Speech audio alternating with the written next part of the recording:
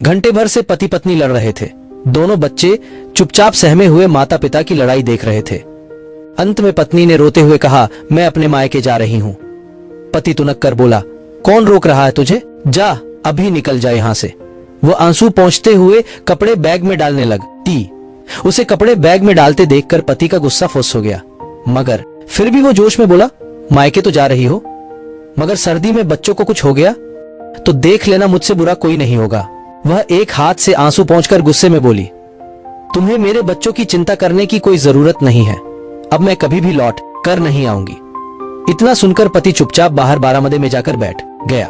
उधर पत्नी कपड़ों को बैग में धीरे धीरे डाल रही थी। शायद वह इंतजार कर रही थी कि पति आएगा, सॉरी बोलेगा और उसे जाने से रोक लेगा, मगर काफी देर तक इंतजार करने के बाद भी वह उसे मन आने नहीं आया।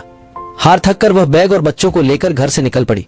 पति ने उसे देखकर मुंह फेर लिया, फिर पत्नी ने भी मुड़कर नहीं देखा। धीरे धीरे चलती हुई उसकी आंखों से ओझल हो गई।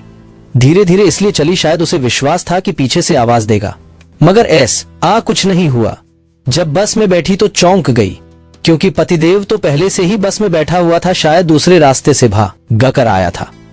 पति को देखते ही उसके हृदय में हुक सी उठी और आंखों से झर झर आंसू बहने लगे, मगर उसने खुद को रोने से रोका और चुपचाप पति का हाथ पकड़कर उसे बस से नीचे ले आई। फिर रास्ते में रोते हुए बोली, इतना प्यार करते हो तो पहले नहीं रोक सकते थे क्या? वह कसकर उसका हाथ पकड़ते हुए बोला, तू खुद भी तो रुक सकती थी।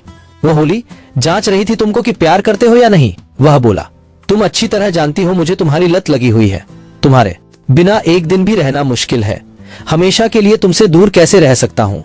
इतना सुनते ही वह पत्नी का दिल जोर से धड़कने लगा, फिर एक मीठे एहसास के साथ शांत हो गया। फिर वे चारों एक कुल्फी की रेहड़ी पर रुककर हंसते हुए कुल्फी खाने लगे। और कहानी आगे देखने को मिलेगी। हमारे चैनल को सब्सक्राइब करें, शेयर करें।